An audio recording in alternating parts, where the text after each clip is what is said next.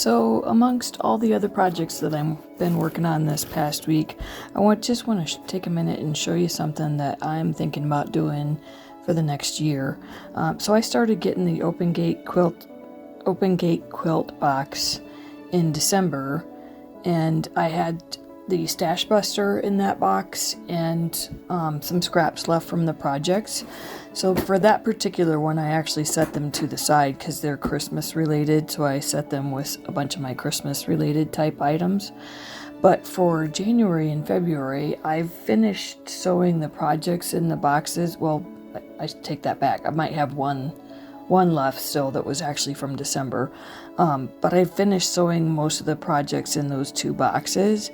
And I got to thinking about it, and I thought, I actually participated in the Fat Quarter Stash Buster that they are also doing, that Monique's also doing, and the add-on Fat Quarter.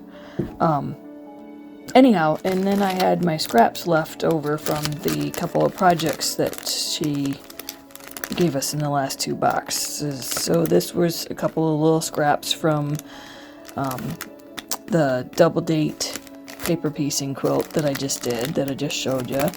And then this should be the scraps right here from the at-home table topper that I did using Dwell fabrics. So the green and blue. So just, you know, a lot of little pieces still in there, and a lot of little pieces in here and in this one. Plus that's actually the fabric that I used for the backing. And so I had a strip left over from that. So actually that might have been the binding. All of a sudden I can't remember. I think that was what I chose for the backing. Yeah.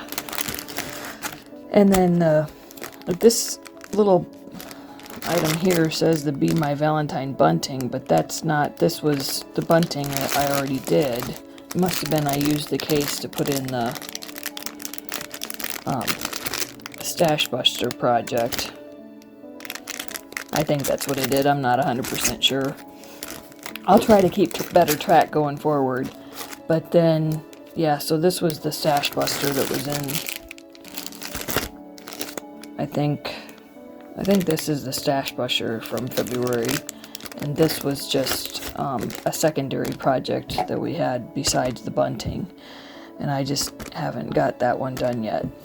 But anyhow, basically I'm going to try to do all the projects from the Open Gate Quilt Box, and then take all the extras, you know, the little leftover pieces and the extra fat quarters that we get, and the Fat Quarter Stash Buster that I participate in, and I'm just going to collect them all for the next 10 months until Christmas. So 9 months, I guess. But I'm just going to collect them until Christmas, and then put it all together and see what I have as far as doing a scrappy project, or doing a couple of scrappy projects, doing some hot pads out of the different types of scraps. I want to gather it up and see what we have left. I'm just very curious when I get to the end of the year if I'll be able to do one project with them, or if I'll come up with a single style of project, like pattern maybe, that I'll use each of the scraps for, and maybe a pattern for each of the Fat Quarter bundles. You know, maybe I would put together this pattern here. I think you actually have to have 20 different Fat Quarters for it, and maybe not different. I don't think necessarily different ones. I haven't really gone through and actually looked how many. I think the pattern says 20, but you could probably get a little less scrappy than that. Anyhow, so yeah, so I'm just going to gather things up and see what I come up with throughout the next 9 months or so from the extras from my Open Gate Quilt boxes.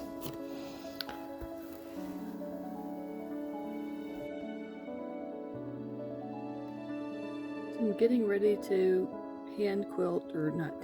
machine quilt my table topper from January from Open Gate Quilts.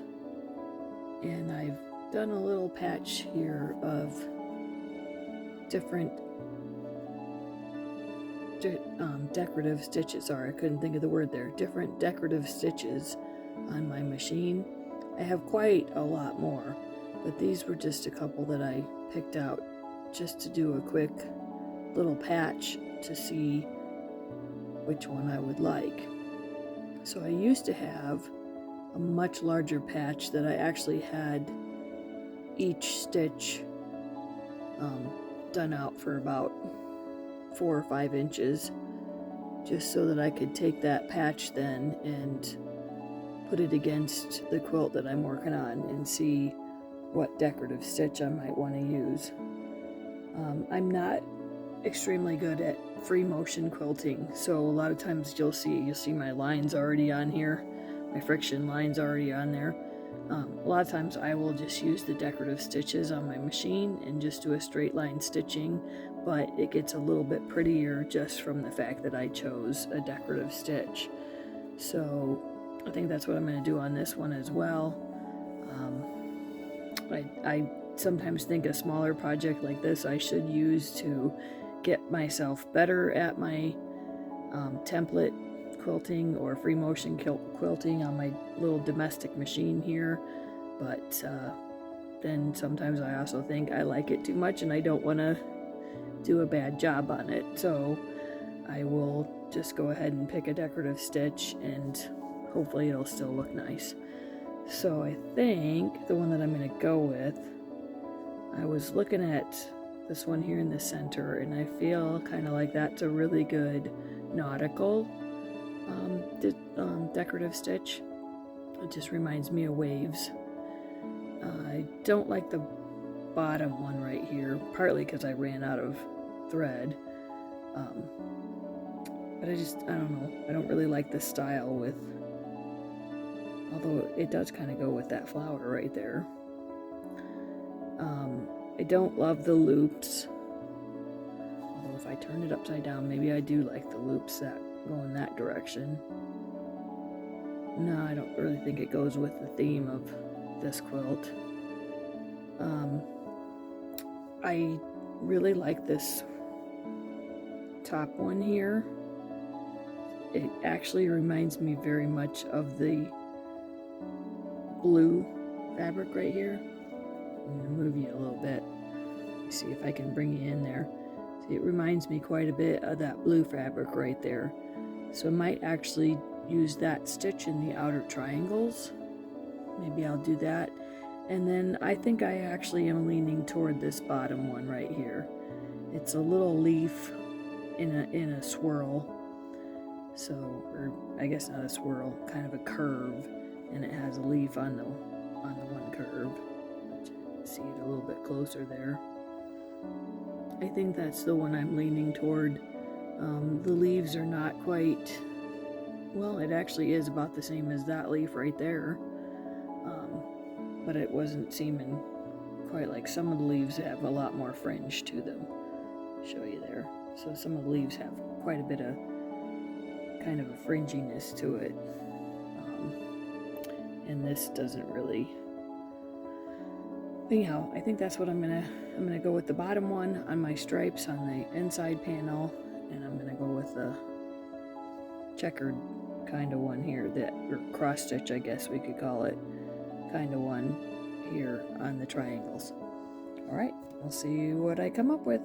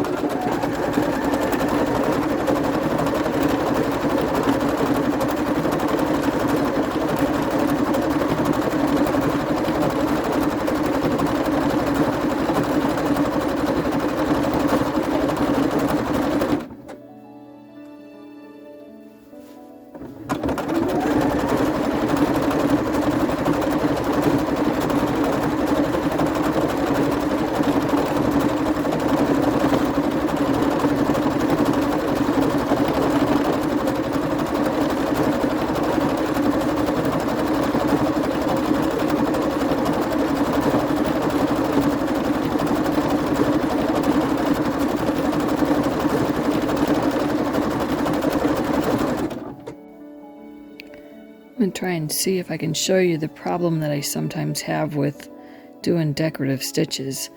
So for one thing, I need to get rid of my friction line there.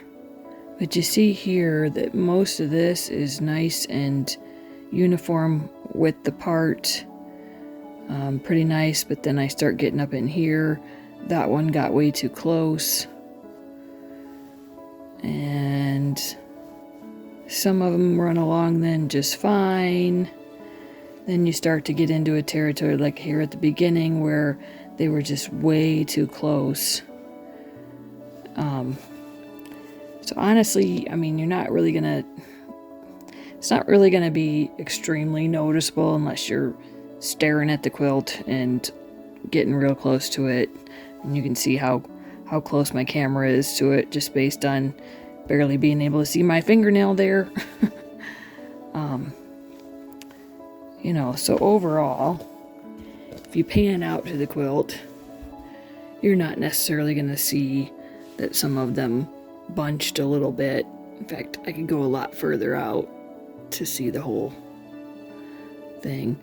Not necessarily going to see that some of them bunched a little bit, but I can see it right in here, especially since it also puckered.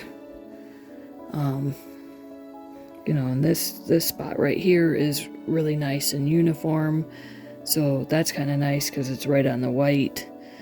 If that had been a bunched spot, it would have really stood out. Anyhow, I'm going to keep going with the other lines, and we'll see how it turns out.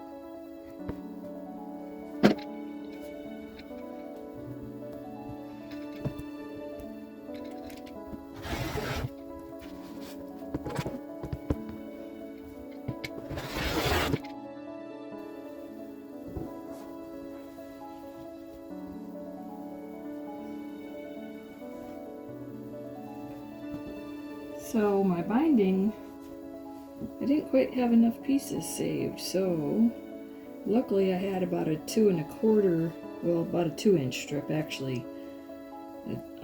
I cut these to 2 1/2, and apparently, I don't know if I probably didn't follow the directions correctly, but I got a little bit short for my binding, so I took the 2-inch piece. And I just won't be able to probably turn it under quite as much as the other one. Why don't we do this so that I won't see the seam?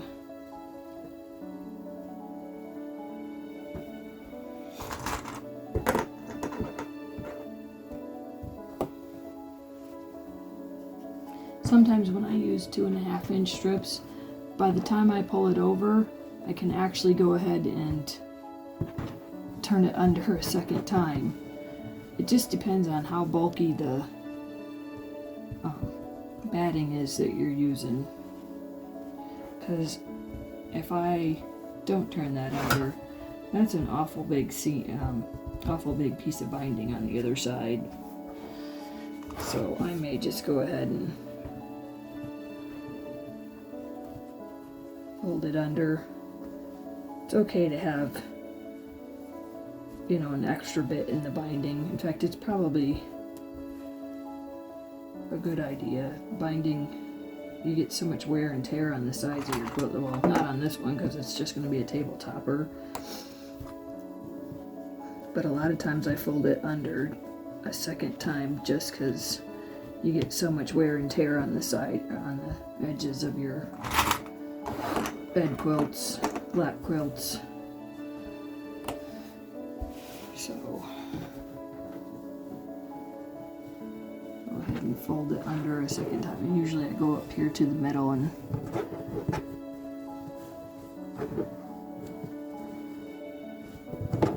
it didn't iron down very well today. I don't know why.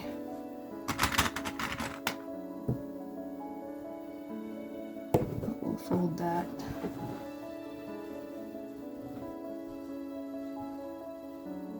Usually it's ironed down a lot better, and that helped me make the second fold real easy then. And of course right there I have a seam, so I want to go ahead and clip that down.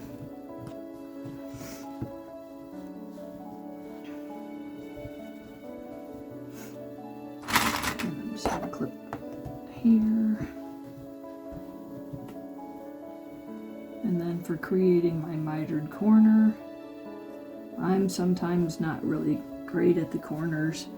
Some of my quilts end up a bit rounded. You can see that might be ending up a bit rounded right there. But it is going to make a pretty good point, so, or a pretty good point right there. But it's got a bit of a round. Oh well. So I flip this over again and show you. You're gonna see some things that I didn't necessarily like about how I quilted the top, but I do still like it, and I'm just gonna use it for a table topper in my front room with a plant on the center of it. So it's just going to go over the top of a small table and like hang down on the sides. So, alright, I'm just going to keep clipping it down, and then you'll see it when I get it all bound. So I should also point out here that this is actually a quilt from Open Gate Quilt Box. Open Gate Quilt Box. And Monique actually does offer a backing set as well, so you can do that as an additional purchase. You can do the get the backings for the different projects that coordinate with the project that you're doing. So, you know, she would have had a backing set that would have blended with this front much better. But I actually usually opt to go ahead and just go through my stash and get rid of scraps. And that's exactly what this is. This is from a scrap bag from Zodiac Brothers. So it, you know, it's not perfect. It's not the same line as what's on the front. And of course, you know, the gray and the blue are not the same as the navy blue in this fabric line. And I think the fabric line on the front is Dwell, I want to say.